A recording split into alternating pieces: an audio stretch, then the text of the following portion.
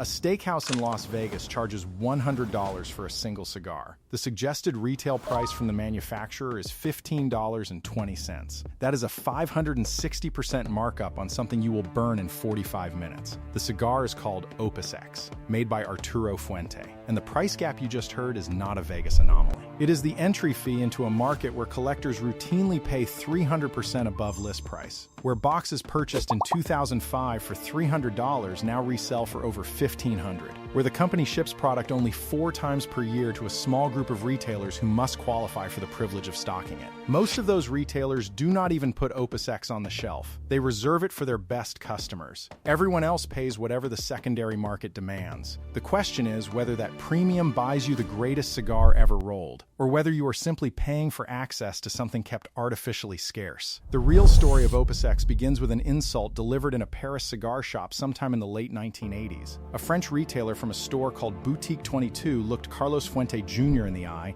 and told him he was not a cigar maker, just an assembler of other people's tobacco. The accusation stung because it was accurate. At the time, no one in the Dominican Republic grew wrapper leaf. The industry consensus held that the soil could not support it. Cuban wrapper came from Cuba. Connecticut wrapper came from Connecticut. The Dominican Republic supplied filler and binder. Fuente could blend. He could roll. But every cigar he made depended on someone else's most visible ingredient. So he set out to prove the Frenchman wrong. In 1991, he planted 37 acres of Cuban Corojo seeds under shade cloth at a farm called Chateau de la Fuente in a Dominican valley town called El Caribe. The land came from Angel Oliva Sr., founder of Oliva Tobacco Company, who claimed the soil shared properties with Cuba's legendary San Luis region. Through the early 90s, Fuente experimented. The first harvest failed. The second harvest disappointed. Then, in November 1995, he released what the industry had called impossible, a Dominican puro, wrapper, binder, filler, all grown on Dominican soil. The first premium cigar ever made entirely from Dominican tobacco. The industry had spent decades insisting it could not be done. Fuente did it anyway. That origin story matters because it explains why OpusX commands a different kind of loyalty. The cigar is incidental. What you are purchasing is vindication. 2 years after launch, Opus One Winery filed suit in Tampa. The joint venture between Robert Mondavi and Baron Philippe de Rothschild demanded destruction of all OpusX cigars. They claimed trademark infringement. A Tampa judge ruled in Fuente's favor. No likelihood of customer confusion between wine and cigars. A family cigar maker had beaten wine aristocracy backed by Rothschild money.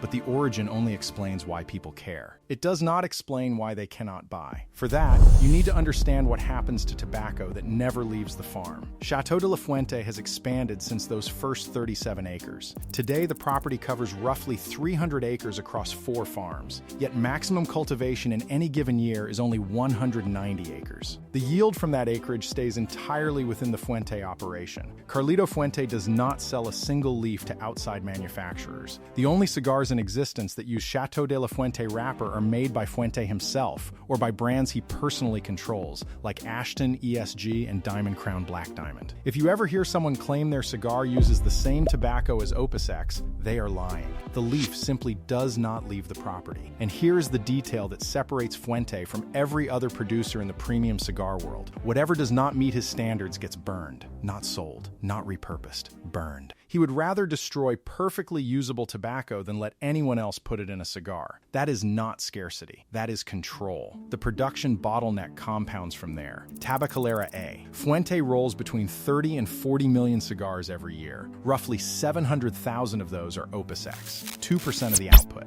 100% of the legend. For every OpusX that reaches a retailer, roughly 50 other Fuente cigars ship alongside it. But the numbers only tell part of the story. Those 700,000 cigars do not roll on the main factory floor. They come from a dedicated room inside the facility, the only space in the entire operation where OpusX production happens. 32 rollers work that room, not the factory's most experienced hands. Fuente refuses to hire experienced rollers for OpusX. He takes only workers who have never touched tobacco before, trains them from scratch, and keeps them in that room permanently. His reasoning is blunt. Bad habits from rolling other cigars cannot be allowed to invade the OpusX room. Every roller in that space learned to roll on Chateau de la Fuente tobacco. Every roller in that space will retire having rolled nothing else. After rolling, the cigars do not ship. They age. Imagine you ordered a car today. The cigar sitting in that humidor was rolled before you signed the paperwork. Other Fuente lines rest on open shelves in the factory's aging rooms. OpusX goes into enclosed cabinets where the doors stay shut. Minimum aging time is 1 year. Some batches sit for 3. Fuente describes the process as a slow cooker. The tobacco has already been fermented and aged before rolling, sometimes for up to a decade.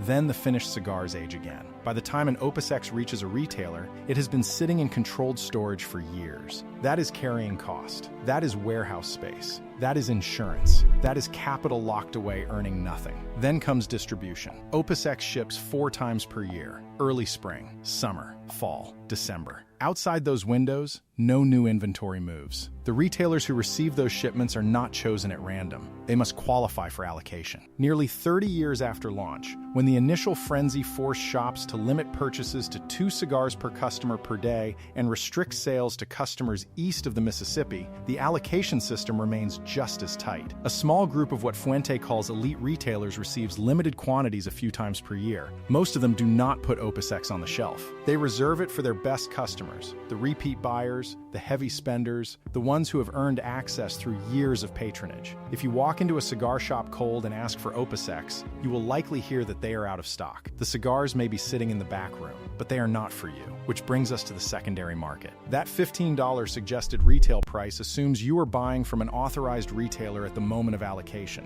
Most people are not. You will likely encounter OpusX at a steakhouse humidor before you find it at your local cigar shop. You will pay $60, $80, $100. You will not know if it is real. You will light it anyway. In those contexts, the 560% markup is not an outlier. It is closer to the norm. Collectors and resellers report paying 300% of retail routinely. Rare batches, limited editions, vintage boxes, those climb higher. A box of standard OpusX from 2005 that sold for roughly $300 is now changing hands for over $1,500. That is 5 times the original price in 20 years. The collectors who bought and held did better than most stock portfolios. If you are holding a box from before 2010, the math has already worked in your favor. And at the top of the market, the numbers become absurd. The Heaven and Earth series, one of the rarest OpusX releases, prices individual cigars at $86 each. The rare black diadema carries a suggested retail of nearly $70 per stick. In 2021, Fuente released the OpusX 25 blend-in LE Blue humidors, ranging from $9,250 for 25 cigars to $70,000 for 144.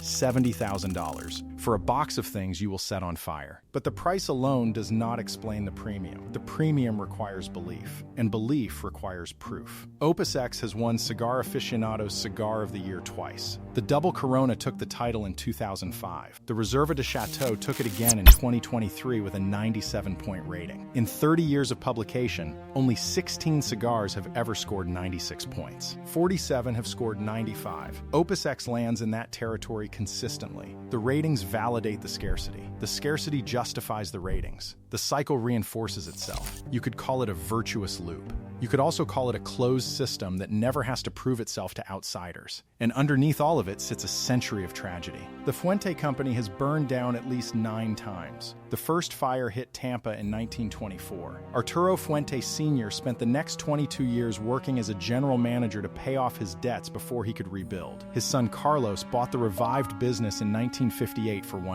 In 1979, the Sandinistas burned the Nicaraguan factory during the revolution. Carlos fled the country, mortgaged his house, and opened a new factory in the Dominican Republic in 1980. 9 fires, 1 family, still rolling cigars. In 2011, fire destroyed 2 warehouses of aged tobacco, some of it harvested as early as 1960. Irreplaceable. The loss inspired the Angels share line, named for the whiskey term describing what evaporates during aging. The Angels took their share. Then, in May 2023, another fire destroyed a warehouse holding roughly 1 million pounds of aged tobacco. No injuries. Total loss. Carlito Fuente released a statement noting that May had not been kind. The previous May, a hailstorm had destroyed 90% of a 45-acre crop at Chateau de la Fuente, shredding wrapper leaves that must be flawless to be usable. The family reinvests. The Cigar Family Charitable Foundation, established in 2001 with the Newman family, has put over $20 million into the Bonao region since 2004. The 23-acre complex includes a school serving 440 students from kindergarten through 12th grade. grade. 92% of graduates enroll in the university of their choice. 100% of donations go directly to programs because the Fuente and Newman families cover all administrative costs themselves. The premium you pay for OpusX does not just cover tobacco and labor and aging. Part of it builds schools. So is it worth it? I have paid the secondary market price more than once. The first time I told myself it was research. The second time I stopped pretending. The answer depends on what you are buying. If you are buying a smoking experience, the marginal difference between a $15 OpusX at retail